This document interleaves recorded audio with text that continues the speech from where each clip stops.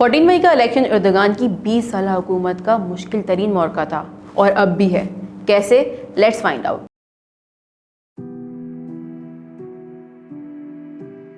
A kind of take it or leave it or make it or break it kind of moment. पहले मरहले के नताइज के मुताबिक Erdogan 49.3% votes लेने में कामयाब हुए, जबकि उनके हरीफ अपोजिशन लीडर कमाल किलिचदारोग्लू 44.05% वोट्स लेने के साथ दूसरे नंबर पर हैं। अब आप सोच रहे होंगे जब मेजॉरिटी वोट एर्दोगान को पड़े हैं तो एर्दोगान जीता क्यों नहीं? प्रेसिडेंट की कुर्सी जीतने के लिए 50% से ज़्यादा वोट हासिल करना ज़रूरी है और अगर ऐसा ना हो सका तो फिर दोबारा वोट कराया जाता है, मतलब कि इलेक्शन रन ऑफ कराया जाता है। इसके लिए 2 हफ्तों का वक्त दरकार होता है, यानी कि अगर वोटिंग 14 मई को हुई है तो फिर अगली वोटिंग 28 को होगी। आज से पहले तुर्की की तारीख में कभी इलेक्शन रन ऑफ फेस नहीं आया। ये तुर्की की तारीख में पहली दफ़ा हुआ है कि इलेक्शन रन ऑफ करवाया जाएगा। इलेक्शन से कबल की गई पोल में एर्दोगान के एक्सपेक्टेड वोट 42% बताया जा रहा था, मगर अब 49% वोट्स के बाद एर्दोगान ने अपनी मकबूलियत और हिमायत का सबूत दे दिया है। अब हैरानकुन बात यह है कि 20 साल की हुकूमत में एर्दोगान को कभी इतना कांटे का मुकाबला नहीं मिला। इस बार तगड़ी अपोजिशन ने एर्दोगान को टफ कंपटीशन दिया है। कमाल और एर्दोगान के बीच चंद वोट्स का डिफरेंस है और 28 मई के रन ऑफ इलेक्शन में बाजी पलट भी सकती है। और चूंकि अब भी 50% वोट्स दरकार हैं तो इसलिए सबसे ज़रूरी है अलायंस बनाना। एर्दोगान के साथ है उसकी एके पार्टी, उसकी सबसे बड़ी इत्तेहादी MHP, इसके साथ एक और छोटी जमात है। इनके अलायंस को पीपल्स अलायंस कहा जाता है। कमाल के साथ है उसकी जमात CHP और 6 इत्तेहादी जमातें और इनको नाम दिया गया है नेशन अलायंस, और कुछ लोग इस कोalition को टेबल ऑफ 6 कहते हैं। कमाल किलिचदारोग्लू 3 बार पहले भी एर्दोगान के सामने इलेक्शन में मुकाबला कर चुके हैं, लेकिन हर बार हार गए। Kılıçdaroğlu is the antithesis of President Erdogan. While President Erdogan has this macho way of ruling, Kılıçdaroğlu is more soft-spoken. He's a sort of compromising figure. But this is what he is positioning as his strength. He says that the country is too divided and that he would be the uniter. फिर इस बार ऐसा क्यों कहा जा रहा है कि ये मुकाबला दे देगा? क्योंकि इस बार 6 पॉलिटिकल पार्टीज ने एर्दोगान के खिलाफ अपना एक कैंडिडेट फील्ड में लाया है और कहा यह जा रहा है कि कमाल की सपोर्ट उसकी यूनिटी लाने वाले स्लोगन पे है, क्योंकि बकौल एनालिस्ट तुर्की इस वक्त डीपली डिवाइडेड है। ये डिवीजन आई कहां से? इसको समझने के लिए हमें पहले तुर्की को समझना पड़ेगा। तुर्की एक बाज़ाहिर सेकुलर स्टेट है, इसका कॉन्स्टिट्यूशन उसको सेकुलर कर देता है, लेकिन तुर्की के साथ एक मसला ये है कि उसका एक हिस्सा यूरोप में है और एक हिस्सा एशिया में। जब कमाल अतातुर्क का रेवोल्यूशन आया और मॉडर्न तुर्की बन के सामने आया तो उसने टोटली वेस्टर्न कल्चर और थॉट को अडॉप्ट किया और तुर्की एक इंतहाई वेस्टर्न मुल्क बन गया। लेकिन तब भी और आज भी तुर्की के मेजॉरिटी ऑफ पॉपुलेशन मुसलमान है और प्रॉब्लम तब उभरी जब मजहबी सोच रखने वालों को सियासत से निकाल फेंका और उन्हें ये फील हुआ कि वो स्टेट के हिस्सा ही नहीं है। जैसे काफ़ी सालों तक तुर्की में ऑफिसेस और यूनिवर्सिटीज़ में सर पर स्कार्फ लेने पर पाबंदी थी। फिर 90 के आखिर में एर्दोगान साहिब ने पार्टी बनाई जिसका नाम था एके पार्टी। इस पार्टी की सोच मजहबी मानी जाती थी और एके पार्टी ने 2000 में इलेक्शन को धो दिया और एर्दोगान प्राइम मिनिस्टर बन गए। और फिर तब से तुर्की का इलेक्शन इस सोच पे लड़ा गया कि कौन सी पार्टी मजहबी है और कौन सी पार्टी सेकुलर। एर्दोगान अपनी तरफ एक अलग जगह बनाने में मसरूफ थे, जिसमें ना सिर्फ कंजर्वेटिव्स के लिए जगह थी बल्कि एर्दोगान ने वादा किया कि वो अब जो करेंगे डेमोक्रेसी के दायरे में रह के करेंगे। आज भी तुर्की उतना ही सेकुलर है, लेकिन अब सेकुलरिज्म वाले जंग हार चुके हैं।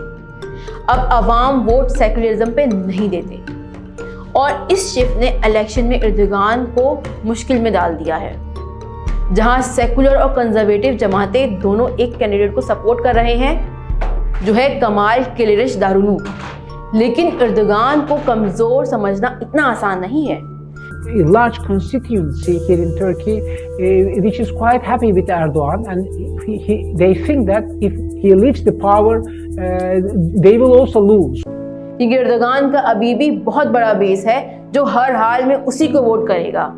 लेकिन इस इलेक्शन में जैसे सेकुलर अंधों की तरह सेकुलर पार्टी को वोट नहीं देते, वहीं कंजर्वेटिव अंधों की तरह एर्दोगान को सपोर्ट नहीं करते।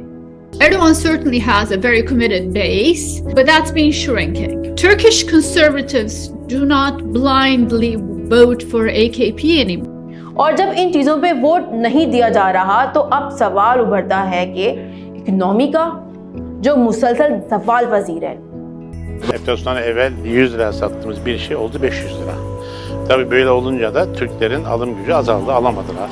तुर्की की मईशत की तरक्की में एर्दोगान की पॉलिसी का बहुत बड़ा हाथ है, जिसने तुर्की को आज का तुर्की बनाया। वरना एक वक्त था तुर्की में एक कॉफी 4 लाख लीरा की मिलती थी, लेकिन पहले के मुकाबले में आज तुर्की की मईशत उस तरह तरक्की नहीं कर पा रही, जिसकी एक बड़ी वजह एर्दोगान की इंटरेस्ट रेट कटिंग पॉलिसी है, जिसने मुल्क की इन्फ्लेशन इंडेक्स को बुरी तरह मुतासिर किया है।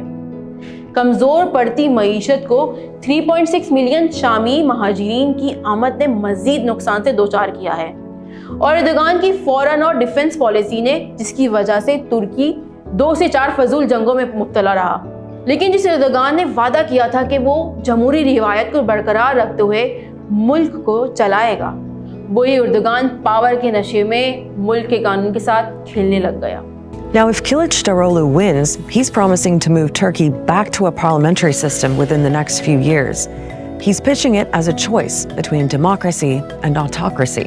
क्योंकि 2017 में एर्दोगान हुकूमत ने रेफरेंडम के जरिए पार्लियामेंट्री सिस्टम को प्रेसिडेंशियल सिस्टम में तब्दील किया, जिसके नतीजे में प्राइम मिनिस्टर का ओहदा ख़त्म हुआ, साथ ही अदलिया और मीडिया के इख्तियारात को महदूद किए गए और तमाम तर इख्तियारात सदर के पास आ गए और मुल्क वन मैन अथॉरिटी की नज़र हो गया। और अब इस नुक्ते को अपोजिशन अपनी इलेक्शन मुहिम में बहुत अहमियत दे रही है कि अगर इस इलेक्शन में वो कामयाब हुई तो मुल्क में जमहूरियत को दोबारा जिंदा करेगी और नाम नेहाद आमरियत से छुटकारा दिलाएगी। Ancak bunun çaresi mevcut tek adam gitsin, başka bir tek adam gelsin değildir. Tek adam gitsin mi? Evet gitsin. Tek adam rejimi bitsin mi? Evet. जहाँ ये सारे सवाल हैं जैसे डेमोक्रेसी, इकोनॉमी और डिवीजन, वहीं एक बहुत बड़ा इशू तुर्की की इलेक्शन पे अफेक्ट करेगा, वो है हाल ही में आया हुआ जलजला। İkinci gün saat 2'ye kadar hiç kimseyi görmedim. Hükümet yok, devlet yok, polis yok, asker yok. Ya yazıklar olsun. İlk birkaç gün Adıyaman'da arzu ettiğimiz etkinlikte çalışma yürütemedik. Bunun için sizden helallik istiyorum. जिससे तुर्की में 50,000 से ज़ायद अमवात हुई हैं और 5.9 million लोग बेघर हुए हैं। वक्त पर रिलीफ और रेस्क्यू फराहम करने में नाकामी और गैर जिम्मेदाराना रवैये ने एर्दोगान की मकबूलियत में कमी कर दी है। लेकिन अब की बार एक इंतहाई कंजर्वेटिव कैंडिडेट जिसको 5% वोट मिले थे, उसने एर्दोगान के हक़ में हाथ उठा दिया है और पलड़ा एर्दोगान का भारी नज़र आ रहा है। लेकिन एक ट्विस्ट है, वो है 5% वोट्स जो हमेशा अनडिसाइडेड समझे जाते हैं, यानी वो तुर्क्स जो तुर्की में रहते ही नहीं हैं। इसी तरह एक पार्टी है प्रो कुर्दिश HDP पार्टी, जिनको ऑलमोस्ट नफरत है एर्दोगान और उसकी पॉलिसीज़ से। वो अपना कैंडिडेट खड़ा नहीं कर रहे, तो मतलब उनके वोट भी कमाल को पड़ सकते हैं। HDP support Kemal Kılıçdaroğlu might produce important outcomes. Maybe that's the only way actually for Kılıçdaroğlu to win the presidential election. तुर्की का इलेक्शन एक ही सवाल से जुड़ा हुआ है और नतीजा भी उसी जवाब की सूरत में होगा।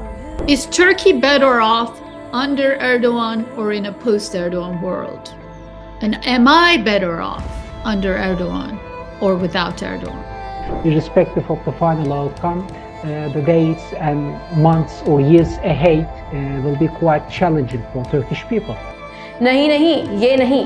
अगर एर्दोगान जीता तो तुर्की का चाइना की लॉबी में गिरना आसान होगा, लेकिन अगर कमाल जीता तो तुर्की वापस वेस्ट की तरफ रुख कर लेगा।